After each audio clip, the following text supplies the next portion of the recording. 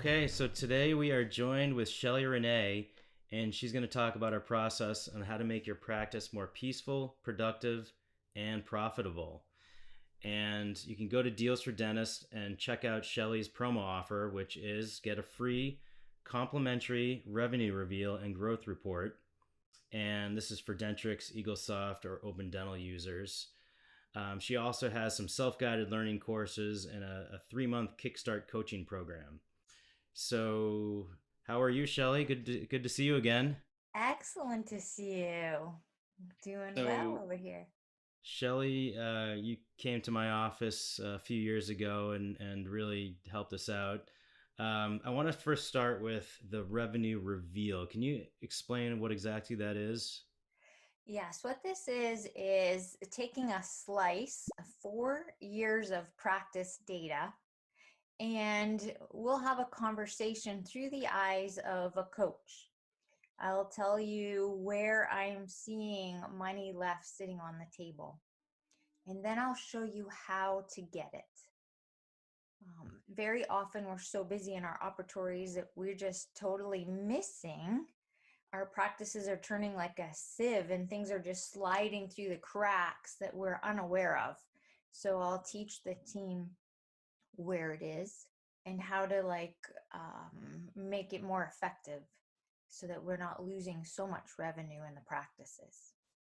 So it's there. It's just a matter of finding it. Absolutely. That's the point. Honestly, if not another new patient came through the door, there's usually about 30% more increase that's there already, Hmm. just lost due to inefficiencies or just simply not being aware of what's sitting there. Now, can you do this for all types of practices? The solo practitioner, the multi-specialty practice, practices with multiple locations. Can you do this for any Absolutely. type of practice? Absolutely. General, pedo, um, multi-location, absolutely. And so, how long have you been doing? Do you consider yourself a coach or consultant? What do you call yourself?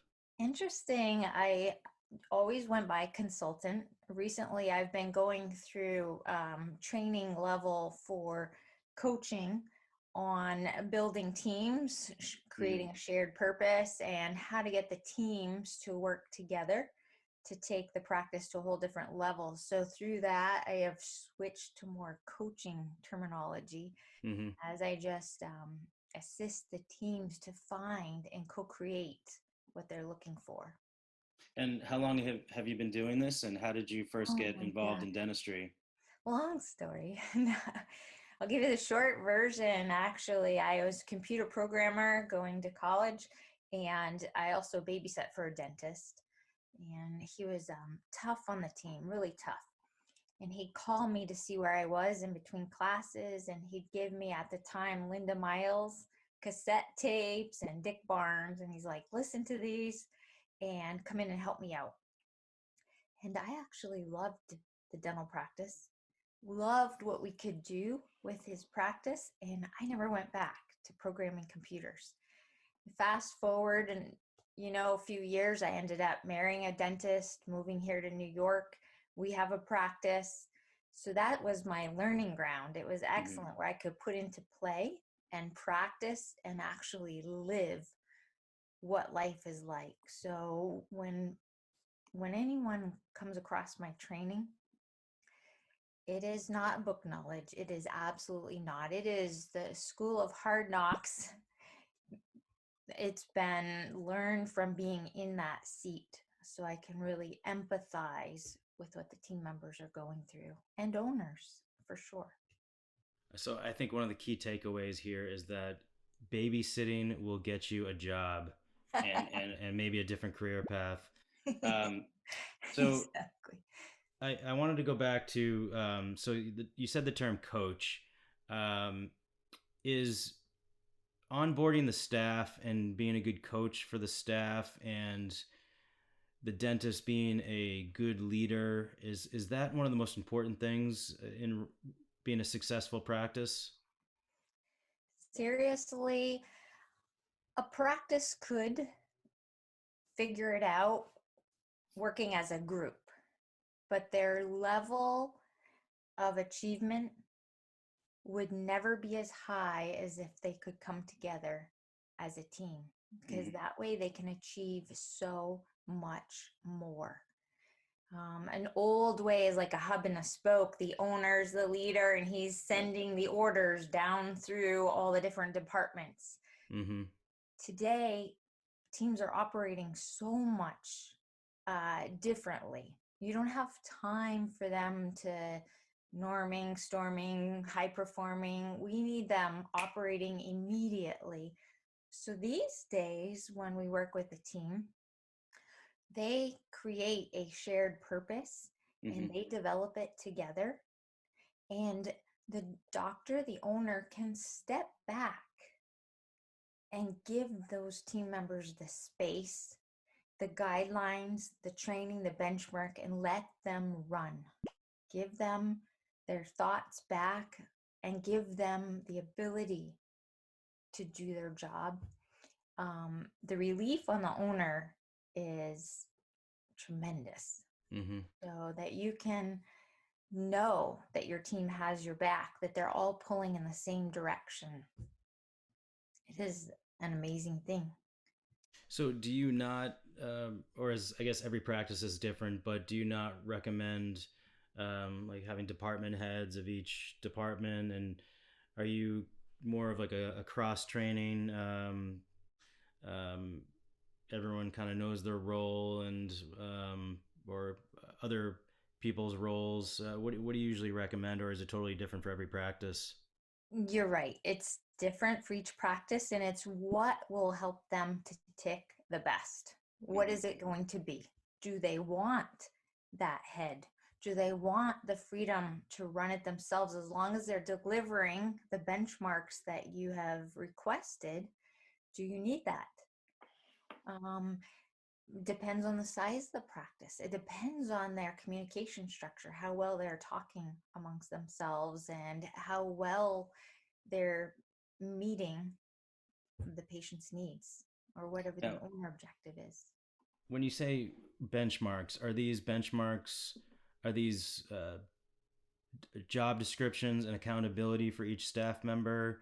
Or are you talking about financial goals and benchmarks financially for the practice, or both? All the above. Mm-hmm. Definitely clarity. I think I might have shared with you how important it is to get clear. Clarity is the greatest strength you can have in an organization. I think I shared one time the difference between a brick and a glass. Mm-hmm. Same ingredients. Like I find in dental practices, made up of the same departments, the same skills, but what they do with it, how its process works, is what brings the difference. So we'll look at the process that's happening in that team and we'll get a different result. Brick and glass, same ingredients, sand, totally different outcome. We can have that with a dental practice. You have doctors, hygienists, you have your business team up front. Same ingredients, but the difference is outstanding from one office to another in the results they achieve. It's So fascinating. you create clarity. Is this through really good job descriptions and accountability and training? Is this and I've heard you mention the word unburden many times. By creating these clear roles and kind of systems, it unburdens the practice from the unnecessary stress. Did I say that right? Oh, absolutely. I definitely believe that what we're seeing in practices is there's a lot of hand-me-down information that was probably really relevant back in the 80s. Mm-hmm. But this person who's worked there for X amount of years taught the new people this information, who then there's like this legacy of information that's passed down that doesn't actually serve us well in this time period. So a lot of times teams are carrying extra workload that's not necessary. So it's so important to me that I size up what's happening See how we can unburden them. How can we take some of these steps off their plates? A very, very good example that actually we worked on with your team is what happens at the check-in and check-out. Very often, if that focus at those two stations falls behind, or the team member in those seats doesn't understand fully the steps that they must take, the team actually adds to their workload. I can't tell you how often I see teams doing unnecessary work Mm-hmm. because they didn't take care of the check-in and check-out properly.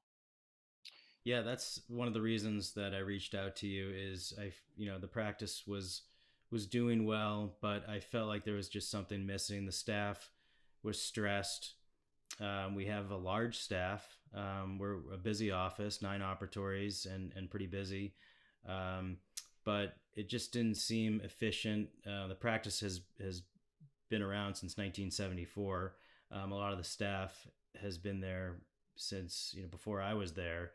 So you're right. A lot of these inherited tasks from a much older or time, a long time ago, that were just handed down, are out of date, and they just created more work for each member. The staff was stressed, which is not good for the culture. It's not, stress is not good for anyone. Patients can sense Absolutely. it. The other staff members can sense it. It's not good for culture. And ultimately, it makes for a more stressful doctor. And you want to go to work and you want to be happy, and you don't want to be as stressed. So having someone like yourself come in from the outside and create some new systems that can create more, in a more efficient practice, is a game changer. But you have to, I think that the staff has to be on board, and getting them on board is can be a difficult situation, because I know, like in my office, um, change can be difficult for people, and people fear change, even though it's for the better. You have to really explain the why and get them on board, so that it ultimately will make them less stressed and more efficient. Exactly. Well, if you mention to a team member, how about we lighten your load? Watch their eyes perk up. Mm-hmm. How about we get it so that you do not have to be chasing patients for payment? Are you happy making these collection calls? How about if we can take that off your plate? Mm-hmm. Would it be worth it to you? Those are my famous lines. Would it be worth it to you to learn this, knowing that you could give up sending statements, give up chasing patients for payment? Would it be worth it? I'm going to tell you that they say yes. And they're happy. They're so much happier just to lighten that load, to simplify their steps so they have the patient rhythm down better. But you know who benefits? The owner as Sure. well, because the payroll is a lot lighter. Mm-hmm. They're not staying hours after the patient leaves. They're not coming in extra days on Fridays or the weekend to catch up the work that should have been done when the patient was standing in the building. Big difference. So I feel like nowadays I always have to have the follow up question about, what about post COVID world? How have these teachings of yours changed in the post COVID era? Actually, the systems themselves have not changed. They've become even of greater importance to be effective and efficient. Mm-hmm. What has changed is my delivery methods and delivery style. With teams, instead of coming in um, and doing more on site, we're doing more micro lessons by Mm-hmm. Zoom and by department.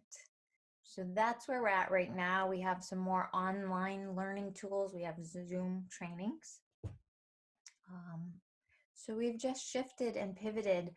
But honestly, if actually never before in history have we needed to unburden a team, they now have so many more steps, So Mm-hmm. something has to give somewhere. Many of our team currently, the phone volume is so extremely high with all the extra screenings, trying to get the patient base back in to fill up the fall schedule. We've had to pivot and learn different ways of communicating with patients to lighten that phone load. Because realize if they're just fielding calls all day, that means that your practice accelerators aren't getting worked. Your recare, your insurance aging, your AR, your treatment acceptance, how are they going to get that all important follow up done Mm-hmm. if they're on overload right this second?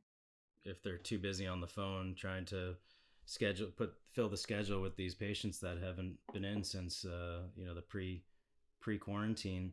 Um, Now, I've heard you mention the term superset. Can you explain what supersetting your practice means? Oh, that's right. I'm glad you brought that up. Well, it's similar to working out with a fitness coach. Mm-hmm. You have a trainer, they don't just have you work one body part. You're doing a movement that involves several muscles at the same time. I thought, geez, we should be doing this with our teams. Why is everything so siloed and isolated? Why can't a team member do something that involves multiple systems? And actually, one of the best examples is the check in and check out. Um, I actually reversed the process of how most teams are operating. So we make sure that when a patient arrives, we take care of today's money. Mm-hmm. When the patient leaves, the team member goes over all the financials for the next visit. So a complete reverse, but it's done seamlessly. The team is giving the verbal skills. We take them on baby steps, how to turn that around. By doing this correctly, and we don't have time to get into it now, but correctly done, you can eliminate statements. If you eliminate statements, you eliminate the AR. That Mm-hmm. automatically goes away. You maintain retention. So all those things happen through one system. So that's why I call it a superset. That's why I spend so much time with teams on what happens at that exit and entrance. Because if the ball drops there, I'm going to tell you right now, you're adding more payroll, more time because they need to work in the back, Mm-hmm. cleaning up the mess. So essentially, the with the check in and check out process, you're getting more done. You're working the biceps, the lats, the triceps. You're I mean, I know because I'm pretty ripped, as you can tell. But Absolutely. So you're getting more done in that time. So you're within the check-in. You said, just to recap, there you're handling today. So Mr. Johnson, you're here today for a crown, and you collect the copay. And then when they're done, when they're exiting, then you're working on their next appointment or their next follow-up appointments, whether it's the crown insert or other restorative work or their next hygiene appointment. Am I getting that right? Close, very, very close. It's pretty good. There's Yep. multiple things that the team would have little check marks that they make Mm-hmm. sure before that patient leaves, they don't leave the building unscheduled. Mm-hmm. And we have checks in place to follow up on that. But it's not just that. They are going to have the conversation with the patient about the treatment needed, make sure it gets booked, but no Mm-hmm. one's allowed to book until you've had the financial conversation. So then the discussion is documented and the patient is aware on their way in for that appointment. It'll be taken care of. But that's just a sliver of what we're Mm-hmm. cleaning up. That's just a sliver. There's so much more that cleans up the patient record so that we're not chasing them because the mail's returning to us. There's quite a few little things we can clean up right there. So one of the things that you really helped us out was we collected credit cards on file. And pre-COVID, we didn't quite get it together yet, and we thought it was going to be a long process to really try to make patients comfortable leaving their credit card on file, even though they have their credit card on, on Amazon and Netflix. Exactly. But during the post-COVID era, patients really have been on board with keeping their credit card on file. When you go to the grocery store, you go to pick up your pizza. I don't want to hand my credit card to the or touch the terminal. So we we keep everything on file, and it's really worked out. And Also, the other thing that may be slightly different with our practice post COVID is and I'm not sure how you would handle this with your check-in checkout process, but we don't really have a check-in and checkout anymore. Our parking lot's the waiting room. We have the patient come in, we bring them right to the operatory, we do the treatment, and then they leave. So everything is handled either before or after. So they're kind of in and out. So for us, it's a bit different with the whole check-in and check-out process. Have you found a lot of offices are doing that as well? Absolutely. In the Northeast, Mm-hmm. definitely in the Northeast, the parking lot is the reception area, which is why the phone volume is so over the top for our teams right this second. They're on the phone with these members. Depending on the level of technology in these practices, whether or not they can get a lot of the screening forms signed electronically, if they can do more texting, emailing the forms, that's definitely helping. But in a sense, you still have your very clear what happens when the patient arrives, check in, even though they're in the waiting room to the the parking lot to the operatory. There are some very clear steps that should never be dropped, or it'll add to the hours and the labor and the stress of the systems. You mentioned the credit card on file. Again, just so our listeners know, this is not stored in your computer at all. Correct. And it is not, some people are thinking, oh, a card for a payment and the team is hitting the card. No, it is not that either. So I am a big believer in short menus, either or. So Mrs. Jones, we could take your portion today, or better yet, we can hold a credit card on file in a vault for the actual after insurance. So that way, these teams that I work with, they have so many cards on file. What does that get the team? They're not spending money trying to figure the copay inaccurately, which is 90% of the time, right? So you've saved a ton of time there. You don't need to send statements anymore. It's done. So now you've saved up hours of labor here.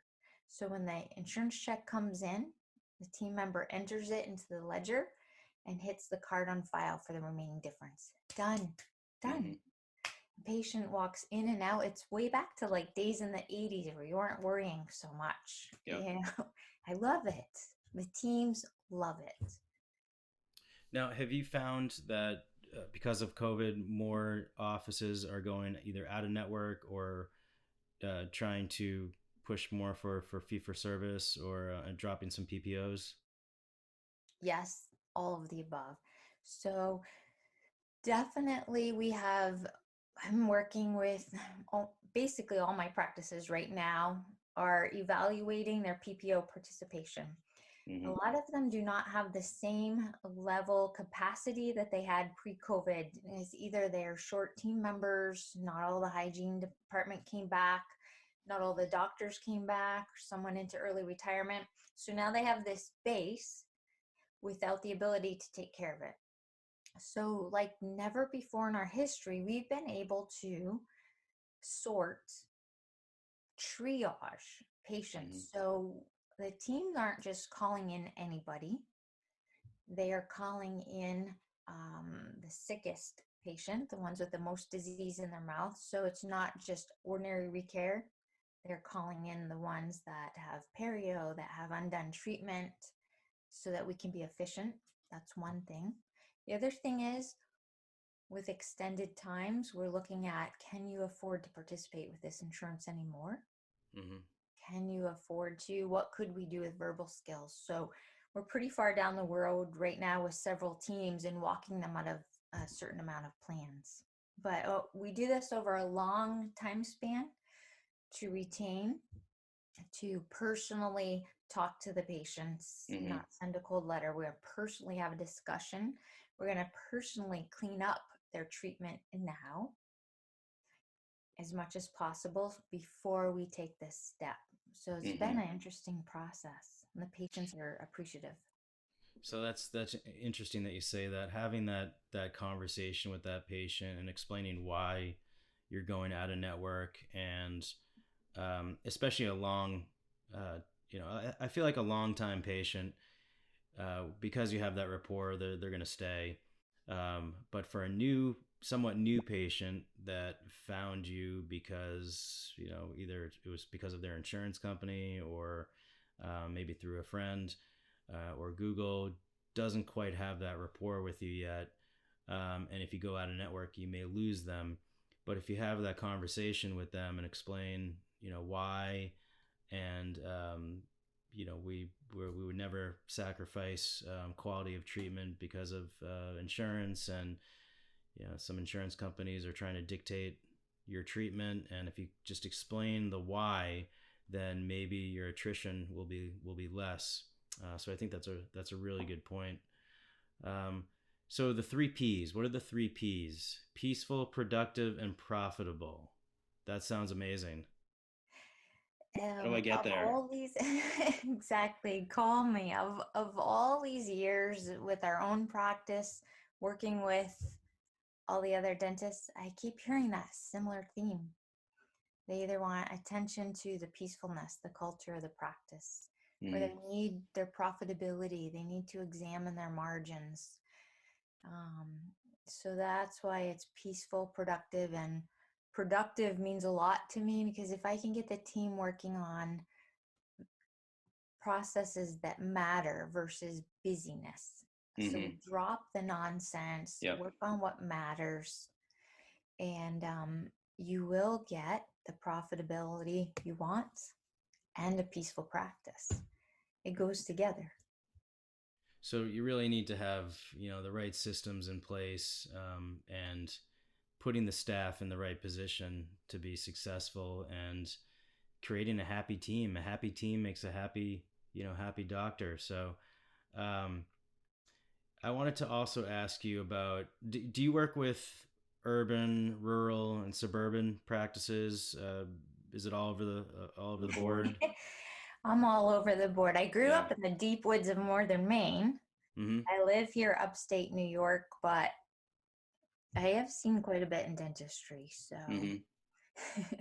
not I think you just got a package. I saw. I think that was the Amazon delivery guy back there. But yeah, I think you're right. yeah. Now, have you noticed any changes with, because of COVID, urban versus rural and suburban? Big. Are The country folks up here, all of the city patients tend to be up here looking for mm-hmm. dentists. And my Boston doctors, the downtown Boston area, I'm feeling badly for them because Yeah. a lot of people have chosen to go work from home. They pulled back out of the city Mm-hmm. area. So we are seeing in the city here in New York and in Boston, that's all I can speak for right now, we are seeing reduced numbers. Mm-hmm. The offices that are working there are hoping that September, maybe they're going to come back once Right. school's back in place. I haven't heard anything yet. It's only been Mm-hmm. a couple weeks into September. So I am interested in seeing how that's going to work. Yeah, just like the real estate market, everyone's moving out of the city, and they're going to the burbs, and the real estate market is so hot where we are, and I imagine that's could be the same for patients there.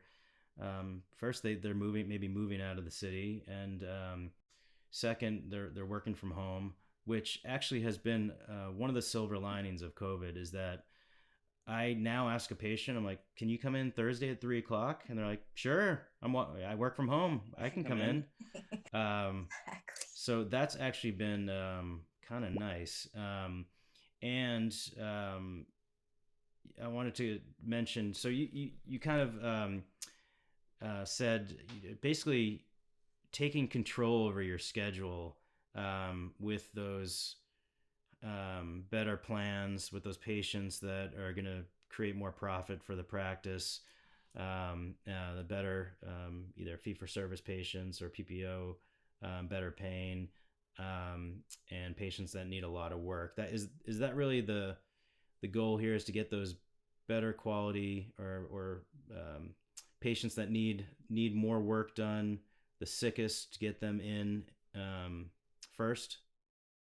So you got to understand that my goal is what the owner wants. Mm-hmm. Some owners choose to have volume and associates working for them. Other owners tell me, Shelley, listen, get the stress level down. I don't want to have more team members. I don't want to buy more supplies. I don't want to expand my operatories. I'm at capacity. And I say, excellent, because now you can be strategic. Okay, we have X amount of patients. We have this many spots available for hygiene. Actually, if your listeners reach out to me, I can help them figure out how much hygiene capacity, how many days of hygiene should they be having. If all systems are in place. That's an interesting conversation, because then we can go back and look at your insurance participation. We can look at your break-even numbers, and then determine, okay, you can work with this plan, and this plan, but these two, let's look at doing something different here. I think those break-even numbers are so important right now. You know, that our chair time is down. We're seeing less patients a day. We have the staggered schedule. It's more important than ever to know your numbers and those break-even points. You know, our staff is pretty much, our entire staff came back.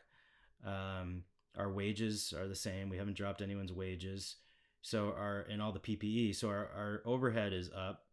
Our wages are the same, and our profitability is down because we just can't see as many patients. So you got to know your numbers and what your break-even points are. Correct. It's numbers. And when I say numbers, how many people are attached to this plan? Where are the write-offs on this plan?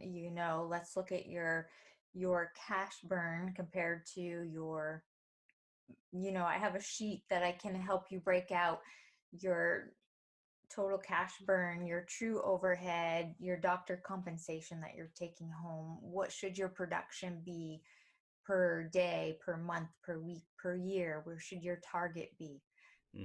Some practices, I just looked at a revenue reveal for a team from down south. Usually I work with a lot of Northeast, down south, and the numbers of their full fee, they were only collecting about 60% of the full fee due to write-offs.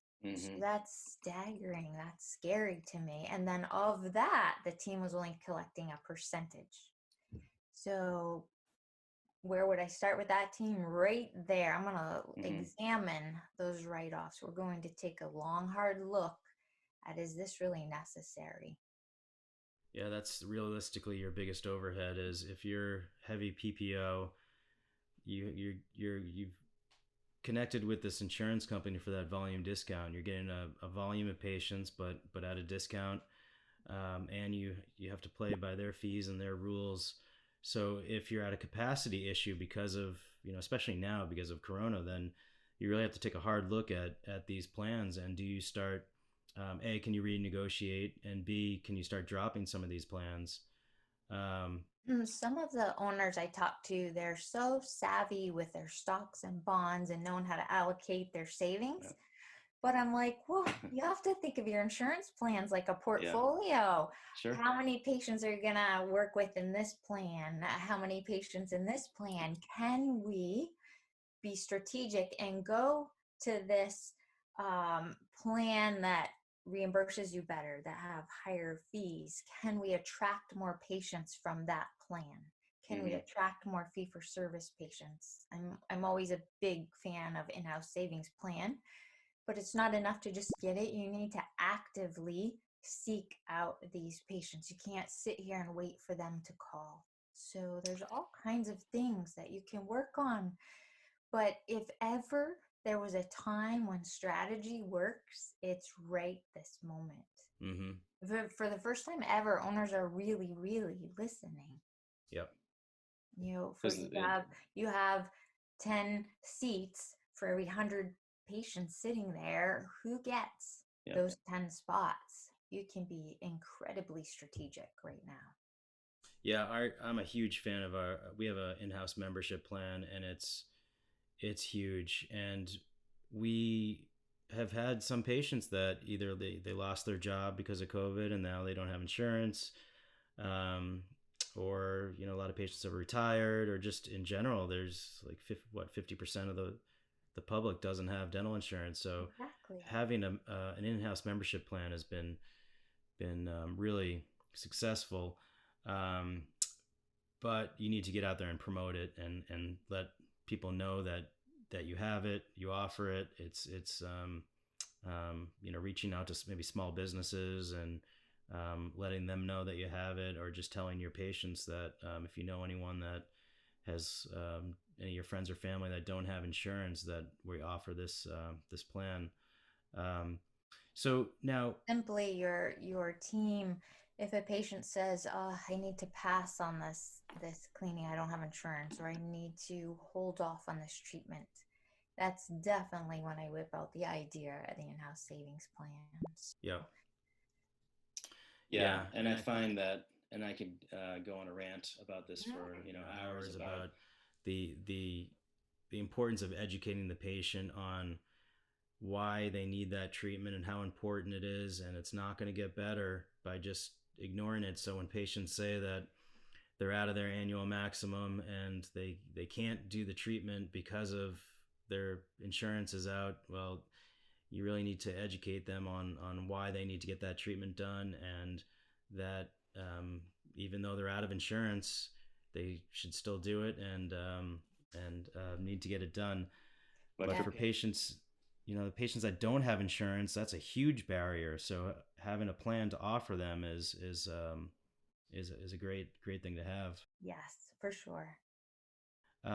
So when would be a good time to call Shelley Renee? Are you helping new practice owners? Are you helping owners that are going through a midlife crisis like I was? Are you helping let's say I'm 65 and I have a 5-year plan to retire? Are you helping everyone? Those are the most exciting ones. I just this week worked with someone who said, "Shelley, I want my 5-year plan." So I connected them with someone, so we did an early evaluation just for the heck of it, just so we kind of have a sense. And now we are on a mission over the next couple of years. They won't need my help all those years. Trust me. Get in, teach the systems, and the team can run with it. So we're going to see how she can keep more of this income. She can have we're going to get her value way up over the next couple of years. And it does take a good amount of time. You definitely want to make sure you're looking at 5 years out to get all of your ducks in a row for sure. So I love working with these teams. I have many new doctors that we're just starting out the patient base the way the doctor wants. We're setting up the team with tight systems early on, so they're not doing such a cleanup job. And then there are other teams that have inherited their knowledge passed down over generations. So a father and then his son took over the practice, and there's this inherited pool of knowledge that is very dated, that needs to be re-examined, and a lot of that thinking has to be let go. because That often was today, my situation. yeah, we need to Yep. be lean and mean. We need to streamline. I'm not saying get rid of people. Get rid of these extra tasks. Mm-hmm. There's just too much that is unnecessary, and let's redirect the team now. Let's lighten it up. Let's be more agile with our teams. Let's get them moving. Now, has that 5-year plan changed for a lot of people because of COVID? Is it now like a 2-year plan or a 1-year plan, or some baby boomers just saying, forget it, I'm out of here? This person that came to me with a 5-year plan, she's in her 40s. Mm-hmm. She's got a 5-year plan, has several practices. That's her choice. So there are people in their 60s, people in their 70s. It's all over the place. It's really, what do you want to happen? Do you want your life now to be more bearable? Do you need more margin? Or are you looking to grow and somebody else hold the handpiece? Either way, there's a common ground. It's just get that system tight. Put an actual system in. Do you find that it is such a easier process when this is a new practice owner and they're starting from scratch, that they set these systems right from the get-go? Is that an easier coaching process for you? Easier, I would say different. It depends on the doctor, the owner. Early on, it might not make as much sense because they haven't felt any pain from a team Mm-hmm. True. running loose with no goals. So when you try to stress the importance of this and that the owner upholding the standard with the team, it doesn't have as much weight or meaning as a doctor who's practiced for several years and we're doing cleanup on the team, so they knew what it could be and how it was, and they're more motivated to keep the standards high. So it's a different, but of course they have team mindsets that we have to overcome that have been ingrained for years. So it's two different ends of the spectrum, but with any motivation, with the right determination, it's all possible, really. Yeah, I imagine a new practice owner, they just want to be busy and get that office up and running and have patients in the chair, which is so true, especially nowadays. And you're coming out with so many loans, and you just want to start um, becoming a profitable practice. But there's if you start letting the systems, or if you don't have any systems, and or you let things get out of hand, and the staff becomes burdened, then it's so much easier if you can just get the systems in place right from the start. From the get-go, Yeah. that the patients are used to your style, they're used to how you operate. It works. When you're saying this, it makes me smile because I started with the doctor from scratch, 0 patients, and he texts me periodically. He texted me in the middle of COVID, and we had already. He's so honest. He shares, Shelley, I wish I would have listened about not signing up with all these plans Yep. way back in the day when I started. And then recently, in the middle of COVID, it was probably April or May, he had texted me and he said, I can't stop smiling because I'm so far ahead of the game, because before COVID hit, we had started walking him out of about 4 or 5 plans. This was before COVID. And the patient base stayed because we were taking that's our great. time. We were doing this over like a 12-month time period with the team. It was this very gentle approach that we take, very loving, retention oriented.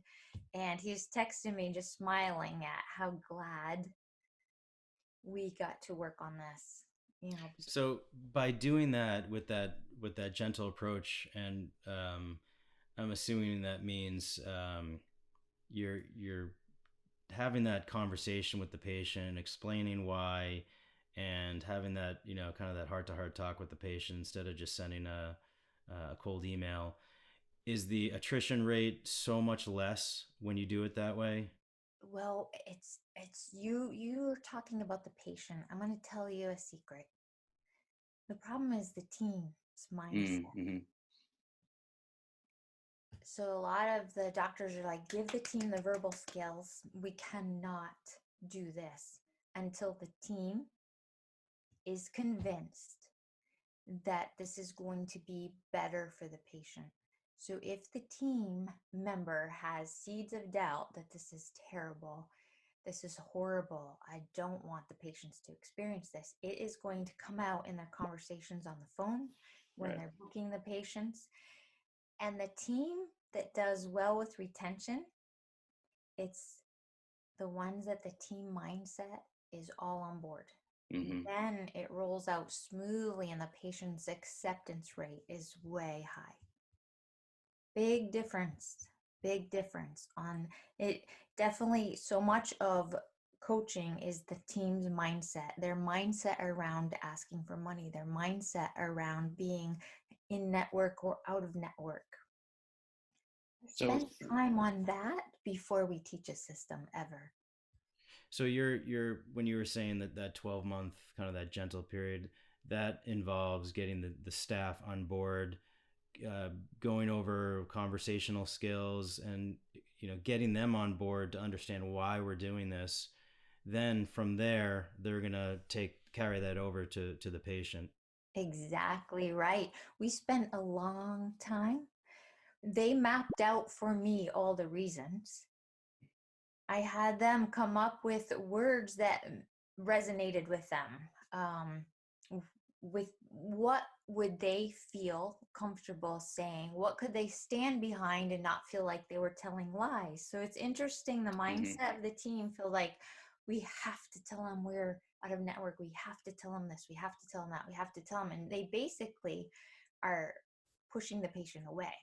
Right. Whereas I teach them words that are truthful and honest, but attract the patient instead of repel. So instead of everything being no, no, no, it's with us, you have more choices. With us, you still get your full benefit, your 1,500 allowance. With us, you have unrestricted. We're not under those guidelines. With us, you have. So the team absorbs that over time. And then we do a timeline. When will we talk to patients? Who will? And interestingly enough, we use the hygiene chair since the hygienist has more time than anybody in the practice with the patients. So we spend a lot of time with this patient, with conversations. What could we do before this step? And you have this many months, we can clean up your chart, clean up your care. We time it gently. It's been fascinating. It has been great, but we structure it with the team. Like, at what stage will we send the letter to the insurance company? At what stage will we do this? We do a map of the timeline. We figure it out together as a team. Well, talk about unburdening the staff. Going out of network must be such a relief to do that. All that unnecessary, dealing with the insurance companies is must be so nice. So let's see. Now, is there anything else you wanted to add that I didn't ask you, or any other nuggets or words of wisdom that you want to tell those dentists out there that you can help them?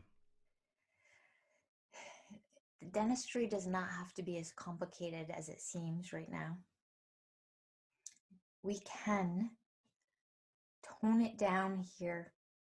If you think about it, we've got too many things flying out there in our brains that are complicating us.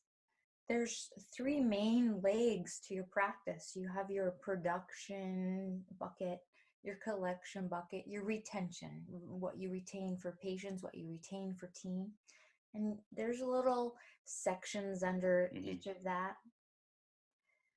But getting it balanced and getting it to where you can function as a human being is the name of the game. It's not competing with anybody else. It's not having to live under this burden. It's not. We got to figure out what it should look like for you and then get it there. Too many doctors come out of school and they just put their name on the sign, throw up the website, and the practice becomes what it becomes. No one's hiding the ship. Nobody's saying, this is not how I want to practice. I don't want to see people this many patients in a day. I don't want to be participating with this. I don't want a team this size. So change it. We can change it, but it takes steps moving forward. But everything's fixable. And you can simplify. I am the biggest queen of short menus for patients. It's either this or this. For team members, this or this. If you want to unburden, then this is the step you take. If you don't take this step, you ask the team members, what do you add to your plate? If that patient leaves unscheduled without you talking finances, what did you just add to your workload? And once they get it, when they really, really get it, they're on it. Yeah. On it. It changes their mindset. If you can uncompound these tasks, it takes so much off their plate and creates so much less stress. So if you go to Deals for Dentists, check out Shelley Renee's promo offer. Again, mention Deals for Dentists and get a complimentary revenue reveal and growth report. And Shelley also offers self-guided learning or a 3-month Kickstart coaching program. So this was awesome. And I feel like one kind of major takeaway with my time with Shelley is that you can do this and you don't have to be this stressed out. Dentistry is a very stressful profession. Dentists wear a lot of hats. And if you have the right systems in place, you can create a lot less stress in the office, be more efficient, more productive, and be happier. And that's really the name of the game in the end of the day. Absolutely. Yeah.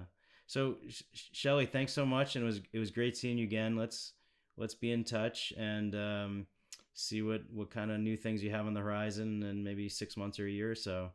I'd appreciate that. That's excellent. All right. Thanks so much. Yes. Take care, Shelley. You too.